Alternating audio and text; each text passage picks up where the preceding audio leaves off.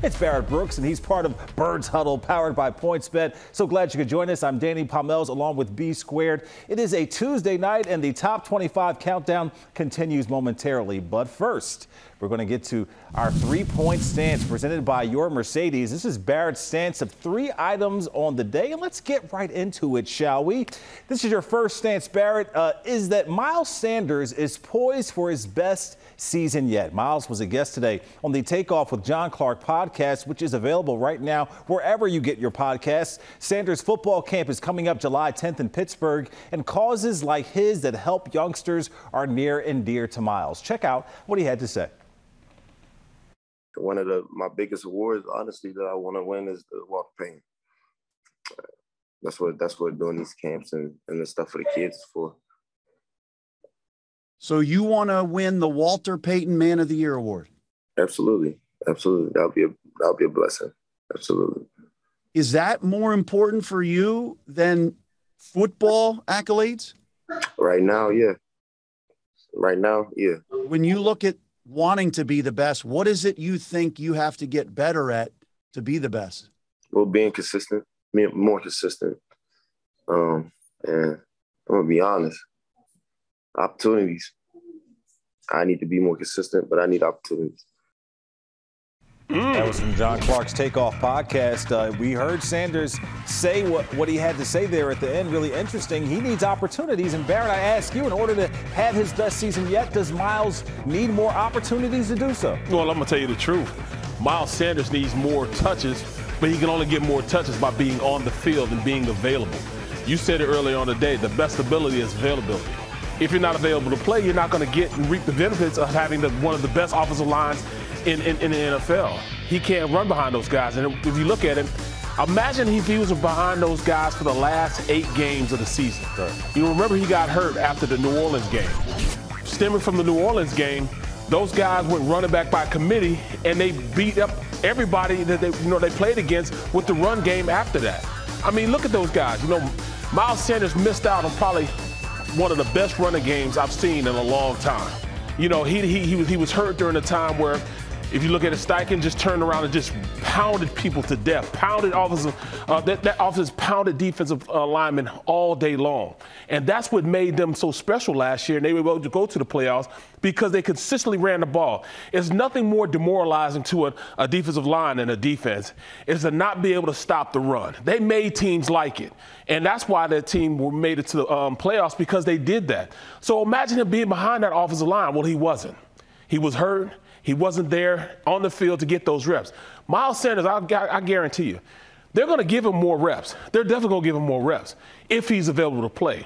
Now, this is it. This is a contract year. Yeah. So he's going to ball out. This is a year where, he's going to turn it up, because he's got to go out there and show 31 other teams that he's worth the money that they might pay for him. And even that 32nd team being the Eagles, that he's worth an extension. He's worth, going out and investing in. You can't do that. You can't make the club in the tub. Well, he's going to make the club because he's a second-round draft pick. But he's got to be more healthy on the field. He's got to be out there taking reps. He's got to be out there being able to receive the ball instead of being on the sideline and not available for the team. Now, we heard Sanders mention consistency during that bite. He needs to be more consistent. What do you think he means specifically by that? Because just to your point, there's a chance that he might get more reps, but the ball will be spread around more to other available players, because they'll probably be throwing it a lot too. Well, don't get it twisted. He's by far, to me, the best back on that team. Mm-hmm. I mean, I think he has the highest ceiling as far as his ability to go out there and be a game changer. He can be a game breaker. Every time he touches the ball, when they hand the ball off to him, he has the potential of taking it to the house. Yeah. He has speed. He has size. He's 5'11", 215, 210. I mean, but he's explosive. Given an opportunity, I really believe that he will have a lot of big plays. He'll probably lead the team in yards per carry because he's that explosive. He learned a little bit from Howard last year of running the ball in between the tackles. Sometimes you can't just hit the home run. He's not going to run sideways. He's got to hit it going downhill. Those are the things that he learned last year. And I think if he applies those things and becomes a better player for this team, he'll get the reps. He don't have to worry about that. He'll get the reps. Available and more consistent. We'll see how it plays out. Moving on to your second stance, Barrett, the dynamic wide receiver duo of A.J. Brown and DeVonta Smith. They'll combine for 160 grabs this season. You really expect a big year from these two players, right? No question. 160 grabs will be easy for the two. I mean, look at them. You have a guy like, DeVonta Smith. I can see him get around about 60 to 70 catches. But I'm telling you what, A.J. Brown's going to get the horses loaded of that. He's going to have about 100 catches, no question. And then when you look at 160, it's not really light when you kind of compare, yardage in these players. When you look at it, if they get 160, those two, meaning Smith and Brown, get 160. Then you got to think about Dallas Goedert getting 65. Then you can split that up with the rest of the guys on the squad getting about 150 catches. That only equates to 375 catches. So that means it's an average of maybe 22 catches a game. They're going to throw the ball more consistently than that. Yeah. They're going to get more catches than that. So, 160 is not a lofty goal. We know that A.J. Brown will get 100. And then after that, DeVonta Smith will get his fair share right around that, 70 mark.